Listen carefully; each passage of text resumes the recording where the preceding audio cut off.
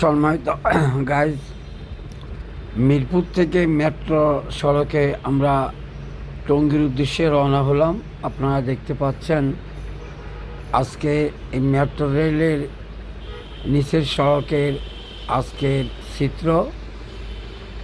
আপনাদেরকে যদি একটু দেখিয়ে রাখার চেষ্টা করি তাহলে আপনারা দেখে থাকবেন।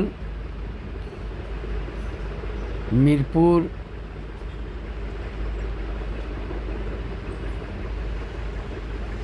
যানবাহন চলাচলের আজকের দৃশ্য। আমরা পূর্বে একটি ভিডিওতে বলে এসেছিলাম যে আমরা আজকে মিরপুর বিআরটিএ একটি কাজে গিয়েছিলাম। সেখানে কাজ সেরে আমরা আসার পথে আপনাদেরকে মিরপুর মেট্রো রেলের যে সংক্ষিপ্ত পথটি, যাহা অনেকেই চিনেন, যারা সচরাচর মিরপুরে আসা যাওয়া করেন তারা নিশ্চয়ই চিনে থাকবেন। প্রায় জ্যামজট মুক্ত ঢাকা মেট্রো রেলের নিচ দিয়ে যে সড়কটি মিরপুর অবস্থান করেছে অথবা মিরপুর থেকে উত্তরা অবস্থান করেছে, সেই সড়কের আজকের এই চিত্র। আমরা এই মুহূর্তে যদি মিরপুর বিআরটির সম্বন্ধে কিছু কথা বলতে চাই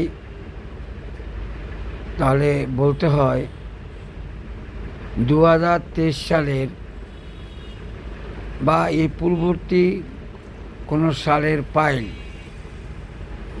এখনও পরিপূর্ণভাবে সমাধান করা হয়নি। যারা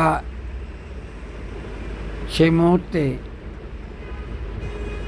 গত সরকারের আমলে দায়িত্ব পালন করেছেন, আমরা আজকে প্রায় টেবিলের ঊর্ধ্বতর কর্মকর্তার সাথে আলাপ করে জানতে পারলাম, তারা দুঃখ প্রকাশ করলেন যে পূর্ববর্তী কর্মকর্তাগণ ফাইলগুলি জমা রেখেছেন, তারা ফাইলগুলি ক্লিয়ার না করে তারা বিদায় নিতে বাধ্য হয়েছেন। এবং তারা এক পথে দুঃখ প্রকাশ করে বলেন এই ফাইলগুলি নিয়ে গত বছর বা এর আগের বছরের ফাইলগুলি নিয়ে তারা হিমশিম খাচ্ছেন। কিছু কিছু ফাইলে জটিলতা আছে। একজন উচ্চতর কর্মকর্তা আমাদের কাছে মত প্রকাশ করতে গিয়ে বলেন যে প্রায় ফাইল নিয়ে তারা হিমশিম খাচ্ছেন। ওনাদের নামও থানায় বিভিন্ন অভিযোগ গঠন করা হচ্ছে। দালাল চক্রের কিছু লোক এক একটি গাড়ি 2বার 3বারও বিক্রি করেন। ওদের হাতে ধরা পড়ে, যিনি ধরেন তার নামে মামলা হয়।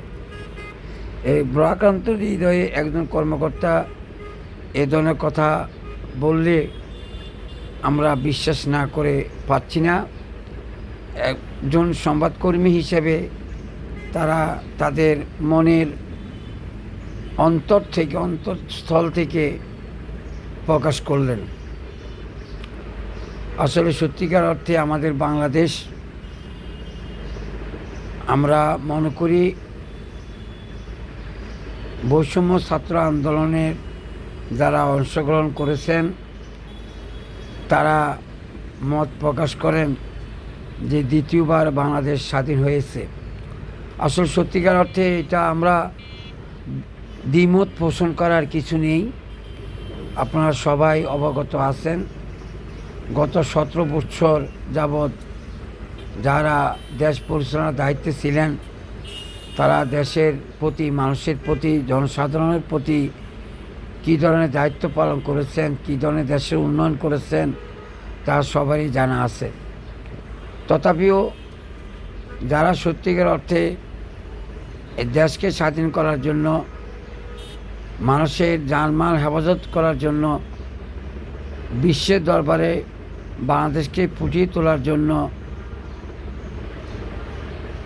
যারা অকৃত্রিম পরিশ্রম করে আজকে 2025 সালে স্বাধীন রাষ্ট্র হিসাবে বাংলাদেশকে উপহার দিয়েছেন, তাদেরকে ধন্যবাদ জানাই। ধন্যবাদ জানাই সে বীর সন্তানদের, যাদের অক্লান্ত পরিশ্রম, মেধা এবং প্রাণের বিনিময়ে আমরা আজকের এই বাংলাদেশ পেয়েছি।